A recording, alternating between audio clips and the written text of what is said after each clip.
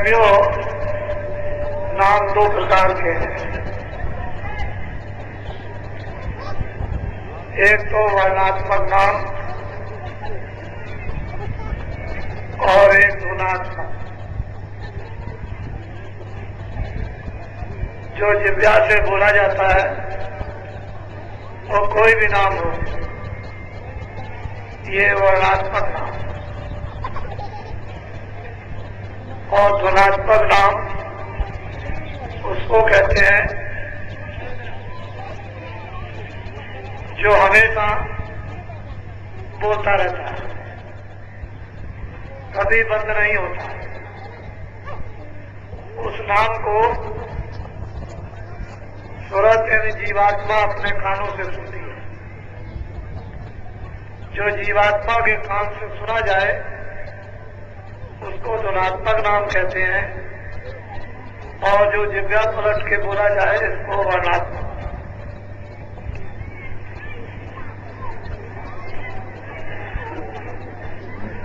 दो तरह के नाम। एक नाम वो होता है जो परिवर्तन नहीं होता, पहले था, अब है और भविष्य में रहेगा। दूसरा नाम वो जो परिवर्तन होता रहता है।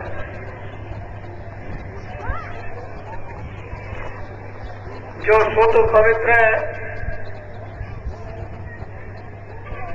संकल्प का नाम होता है, उससे मन, बुद्धि, चित्त, अंतःकरण मांजा जाता है। नाम से इन अंगों की सफाई की जाती है। सूरत के ऊपर में जो गंदगी जमा हो गई वो धुनात्मक वर्णात्मक नाम कोई असर नहीं करेगा, उसे तो धुनात्मक नाम चाहिए। और अपने नाम से ही सूरत होश में आएगी। जब तक उसको अपनी जात का चैतन्य नाम नहीं मिलेगा तब तक सूरत कभी जाग नहीं सकती, ज्यों की त्यों सोती रहेगी। बाहर का नाम इंद्रियों की रोकथाम का काम करता है, और अंदर का नाम उन कर्मों को जलाता है जो आप पे जमा हो गए। बिना गुणात्मक नाम के कर्म जलाए नहीं जा सकते। और गुरु की यही महिमा है कि नाम को और सूरत को जोड़ दिया जाता है। और नाम और नामी, जब सूरत को नाम से जोड़ा जाता है तब उसके बाद नामी का दर्शन होता है। जब तक सूरत शब्द का मेल नहीं होगा तब तक स्थान के धनी का दर्शन नहीं होगा। जहां से आवाज निकलती है और आपके कानों तक आती है, आवाज बोलने वाले को आपने देखा नहीं लेकिन आवाज उसकी सुनी है, इसको कहते हैं नाम। बिना नाम के नामी कभी नहीं मिलेगा। जब कभी पाया जाएगा तो नाम से ही, चाहे वो पहले स्थान का नाम हो या दूसरे स्थान का नाम हो या तीसरे स्थान का नाम हो, नाम से नामी मिलता है। ये कलयुग में सीधी सादी सड़क है। इसमें विशेष परिश्रम करने की जरूरत नहीं है, भक्ति है। और भक्ति में विशेष गुण आज्ञा पालन, आदेश पालन, यही भक्ति का युग है। बाकी आप और प्रकार की कठिन तपस्या कर नहीं सकते हो, तो उतना ही काम कराया जाए जिससे कि आदेश का पालन हो जाए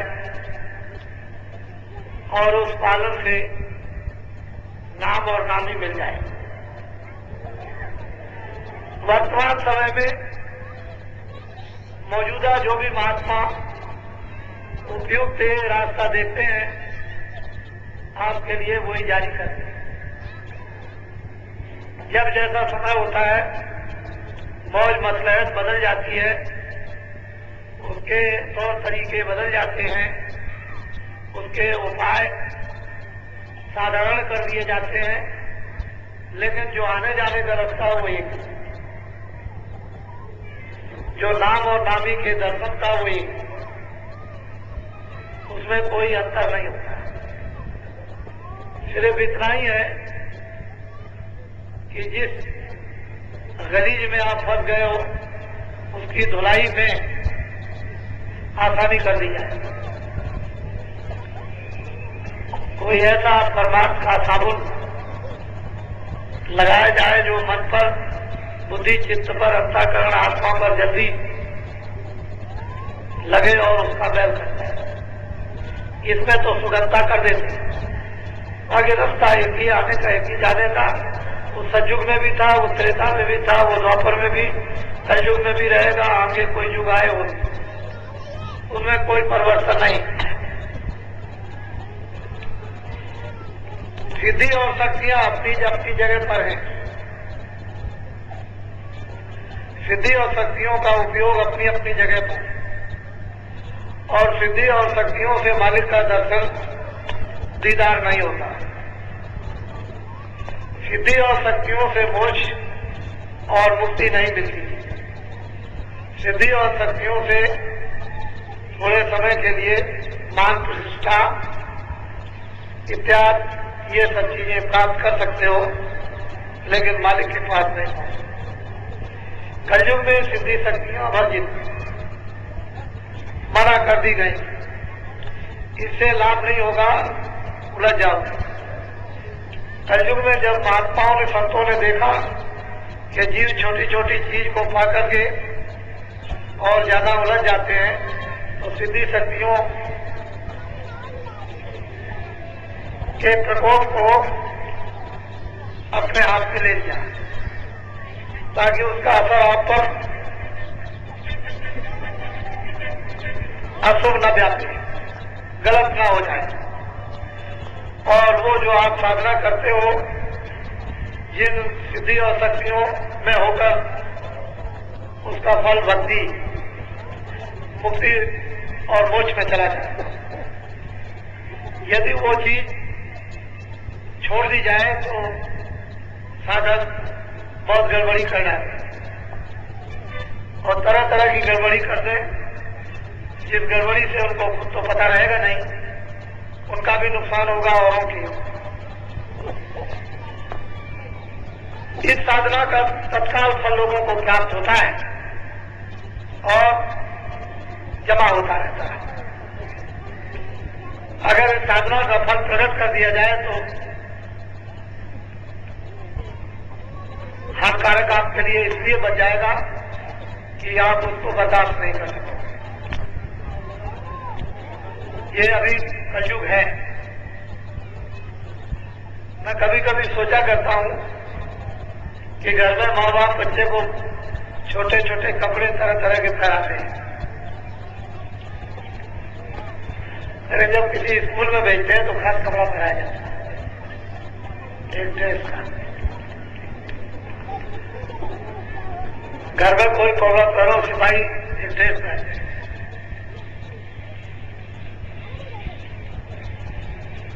वो एक अपना अपना उसका भाव भी रहता है और काम भी अलग अलग रहता है।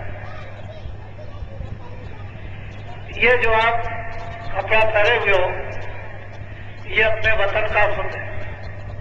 इससे शुद्ध दूसरा कोई कपड़ा है ही नहीं। ये सबसे पवित्र कपड़ा है। अब इसकी पवित्रता तो आपको बाद में पता चले। इसे शुद्ध है, पवित्र है, अपने वतन, अपने देश की कपड़े की पवित्रता को अभी बताना उचित है।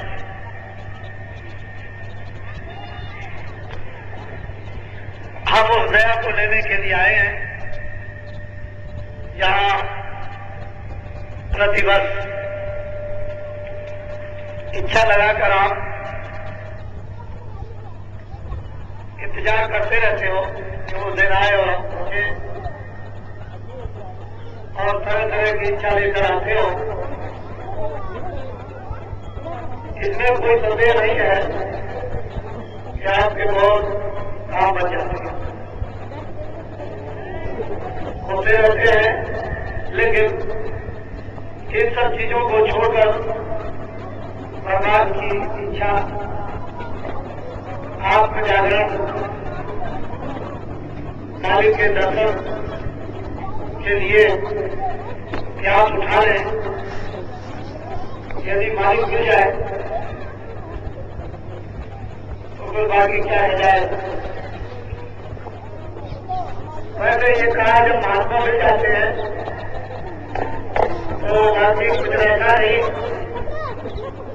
लेकिन वो क्यों लोगों के लिए है जो सर्व समर्पण हो जाते हैं। इस जगत में उनसे बढ़कर और कोई भी चीज नहीं। जात पात, हीरे जवाहरात, सोना चांदी, बाल बच्चे, कुटुंब परिवार, जात बिरादरी कुछ नहीं, लेकिन जो समर्पण मत होगी।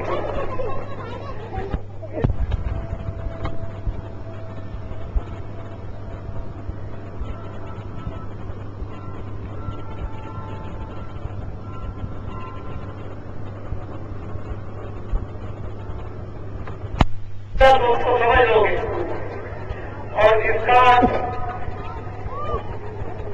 अच्छी तरह से दर्शन कर लिया तो उसका दर्शन हो जाएगा। लेकिन जब इसको नहीं समझोगे तो उधर वो जाने नहीं वो बीच में बता देगा।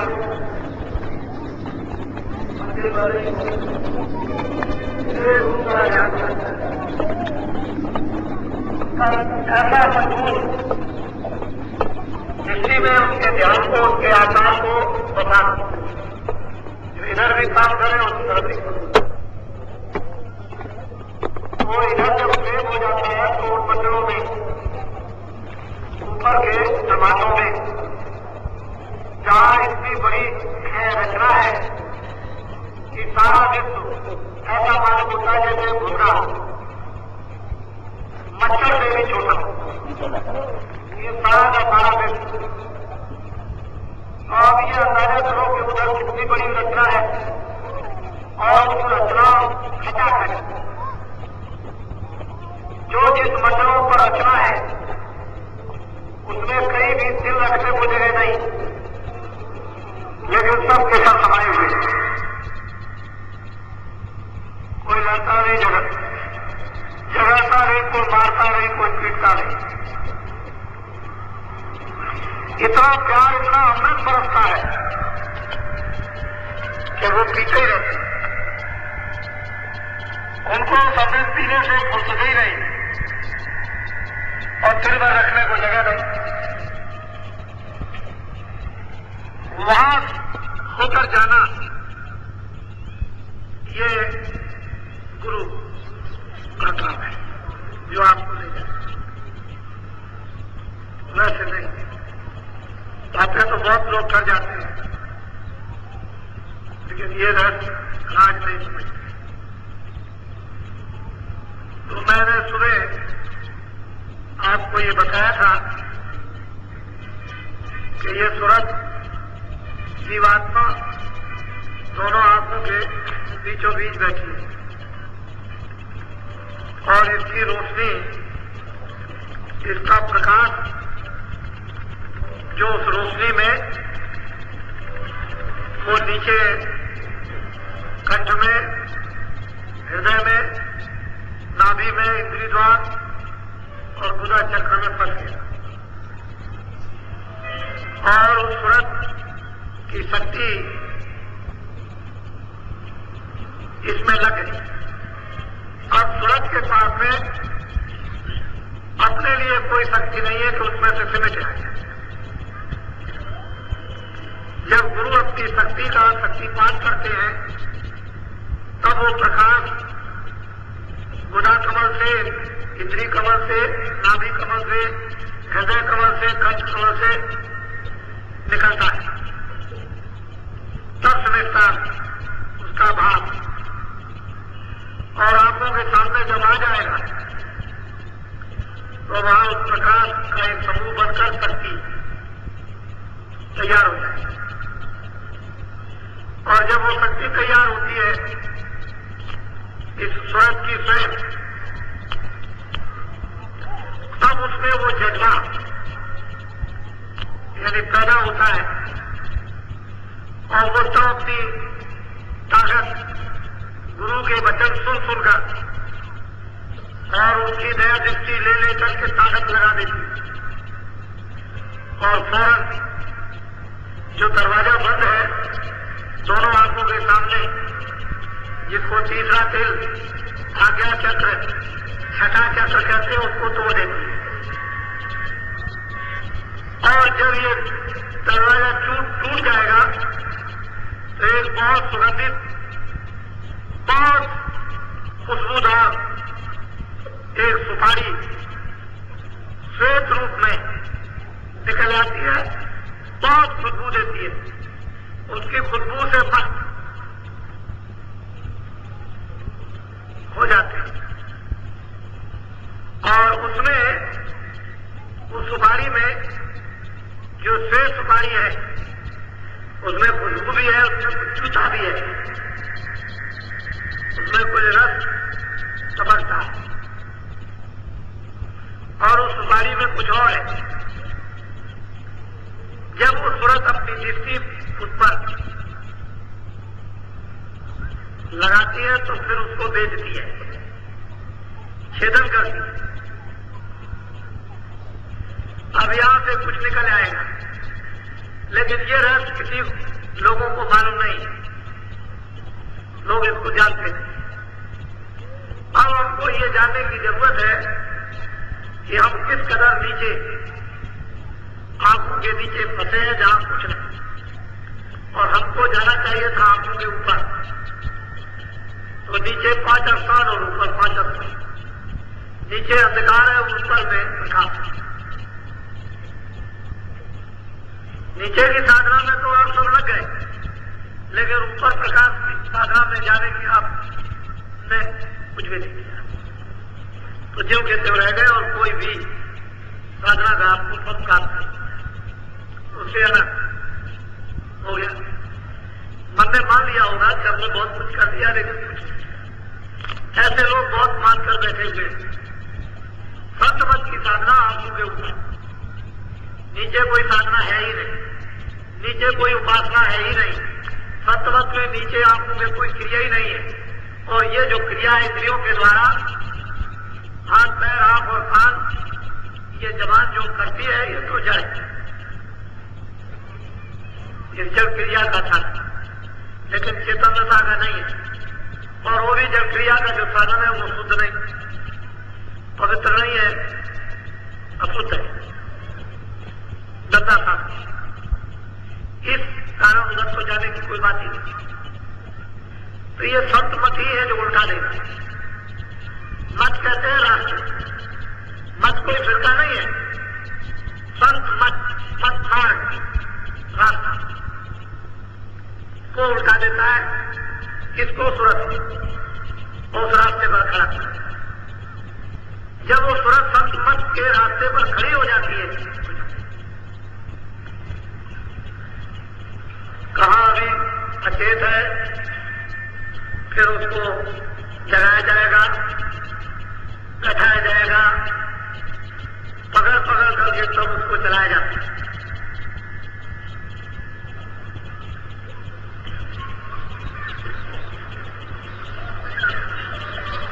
ऊपर में त्रिलोकी मालिक विराजमान है, वो 3 लोगों के मालिक हैं।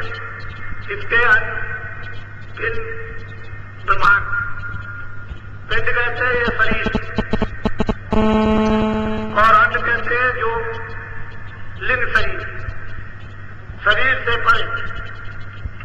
पिंड 5 तत्वों का और लिंग शरीर 70 तत्वों का, और इसके बाद 9 तत्वों का सूक्ष्म शरीर। तो पिंड, अंड और ब्रह्मांड सहज जल कमल में 9 तत्वों का, और उसके परे 5 तत्वों का शरीर।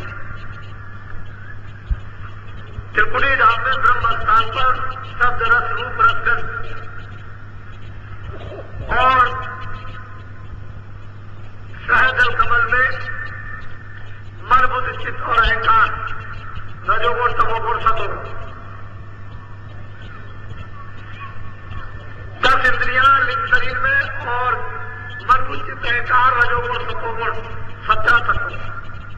ये स्थूल शरीर है, जल पृथ्वी अग्नि वायु आकाश। अलग अलग शरीरों में अलग अलग लोग रहते हैं। इस शरीर में यहां ऊपर के लिंग शरीर में अलग, उसके ऊपर के अलग, एक दूसरे नहीं जा सकते। उसके लिए सबसे ऊंचा स्थान ये मनुष्य शरीर कि अगर यहां जा गए, सूरज को जगा लिया, संतों की कृपा लेकर तो ये तो चली जाएगी ऊपर से नीचे और नीचे से ऊपर, लेकिन वहां के लोग साधना नहीं कर सकते। इसलिए इधर के उधर, उधर के इधर अपने अपने शरीरों में अपने अपने लोक में रहते हैं। लिंग शरीर वाले लिंग में, सूक्ष्म शरीर वाले सूक्ष्म लोक में और कारण शरीर वाले उस लोक में रहते हैं। लेकिन जो ये मनुष्य रूपी स्थूल शरीर है, पिंड लोग, इसमें से आते और जाते हैं, ये सब जगह आते जाते हैं। इसलिए मनुष्य शरीर सबसे ऊंचा, इससे बढ़कर के और कोई भी चीज नहीं। देवता भी अधर में लगे, वो ऊपर नहीं जा सकते और नीचे भी नहीं आ सकते। लेकिन आप ऐसे स्थान पर हो कि ऊपर चले जाओ, नीचे भी आओ और नीचे से नीचे भी चले जाओ। असल चीज यह है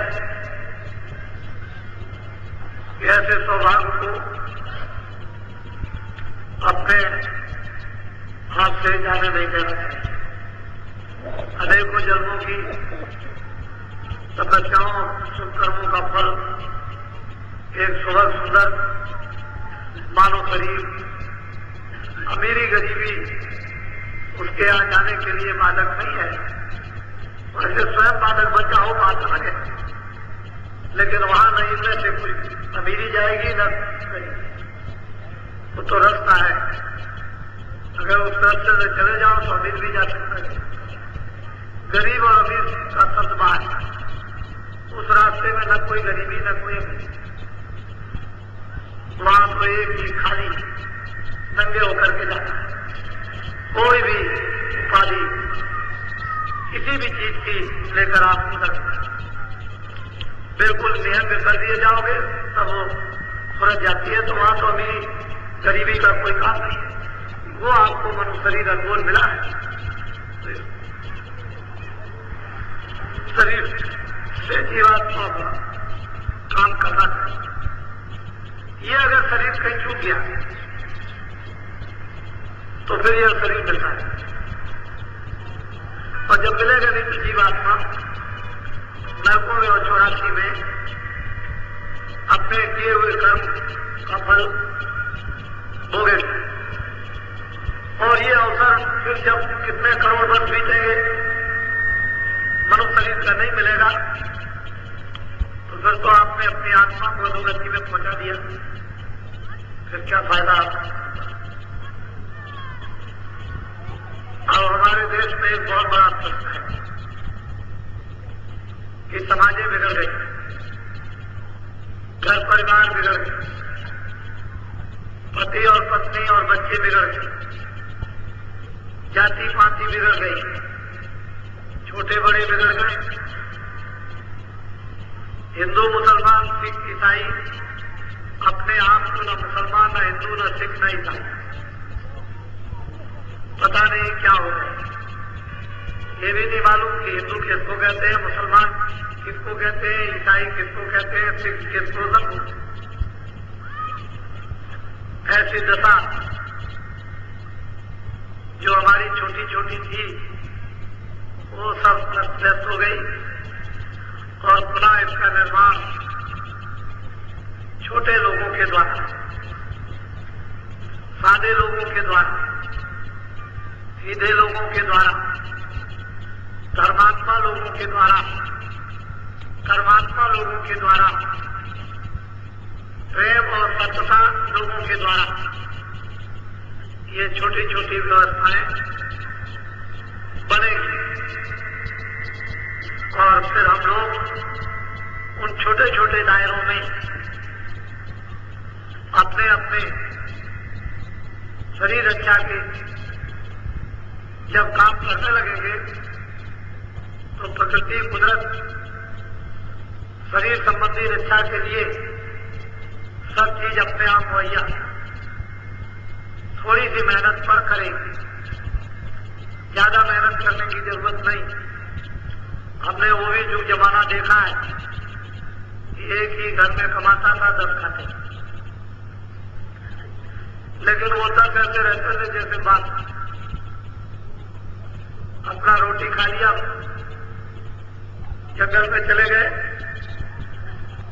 ऐसा मालूम होता था कि इनके पास कोई काम ही नहीं, और बड़े रिष्ट, बड़े तंदुरुस्त और सीधे साथ, ये छल कपट धोखेधड़ी लड़ाई का कोई काम नहीं, ऐसा ही जीवन चाहिए था। इस समय पर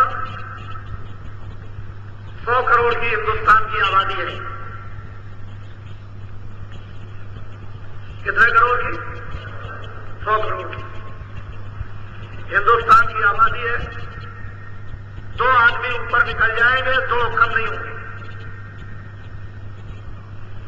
100 करोड़ से 2 आदमियों की गिनती ऊपर निकल जाएगी, नीचे नहीं होगी। 1 अरब की आबादी हिंदुस्तान की।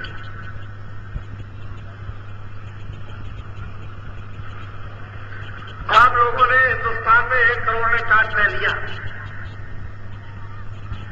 तो 1 करोड़ जनसंख्या के बीच में एक आदमी,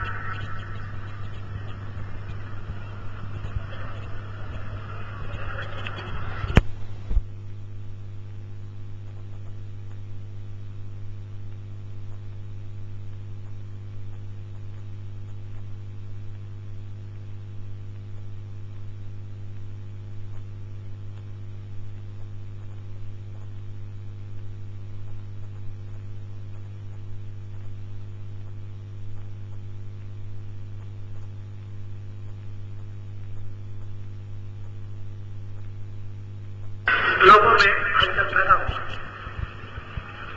पर हमने जो अपने तहे दिल से अनुभव ये किया है, अभी थोड़ा किया था, ये मैंने अनुभव किया है कि लोग धर्म की तरफ, जैसे कोई चीज पकड़े थे,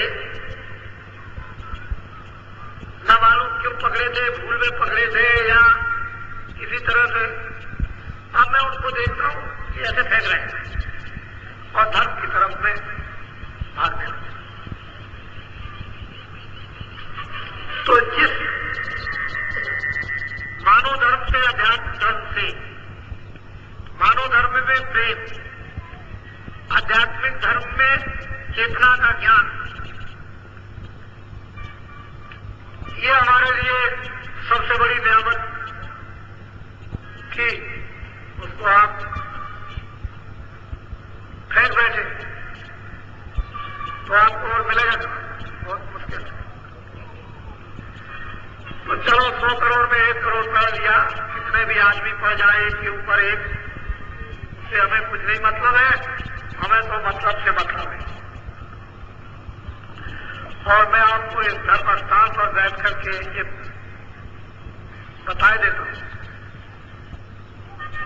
कि चाहे जितना भी 2 जोड़ तोड़ लोग लगा लें, लेकिन लोगों को धर्म के रास्ते पर आना ही पड़ेगा।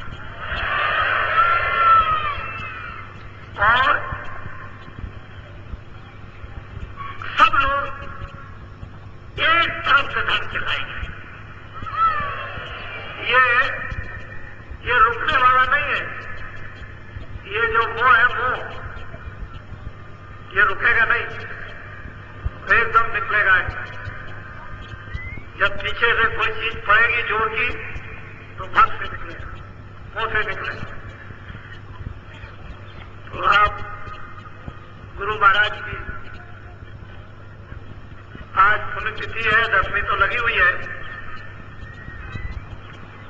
आज ही लग गई 10वीं, और अभी अर्धरात में की बात तक रहेगी, लेकिन थोड़ी बात समाप्त हो जाएगी, तब तक अपना पूजन हो जाएगा। आप हमारे सामने हो, हम आपके सामने हैं। इस स्थान पे आए हो, मैं गुरु महाराज से, वैसे तो वो शरीर छोड़ कर गए, इसे मानव शरीर से चले गए, लेकिन मैं उसको जाना नहीं कहता। शरीर से तो परिवर्तन हो गया, चेतना से परिवर्तन नहीं हुआ, और चेतना जीव की क्यों है। तो आप इतनी दूर से आते हो, कुछ लेने के लिए आते हो, अनेक प्रकार के कुछ फल चाहते हो, और आप लोगों को गुरु महाराज उनसे प्रार्थना की जाती है तो आपको देते ही है। कई लोगों को मैंने ये देखा कि ठीक हो गए फिर नहीं आए। उन्होंने ऐसा समझ लिया होगा कि अब क्या जरूरत है। तो 10 वर्षों के बाद एक आदमी मिला, मैंने उससे कहा भाई तुम आए थे, तुमको ये लाभ हो गया था, तुम 10 वर्षों में क्यों नहीं आए? कह लगे यही मेरी सबसे बड़ी गलती है। अब क्यों आ गए? कह लगे बड़ा कष्ट है।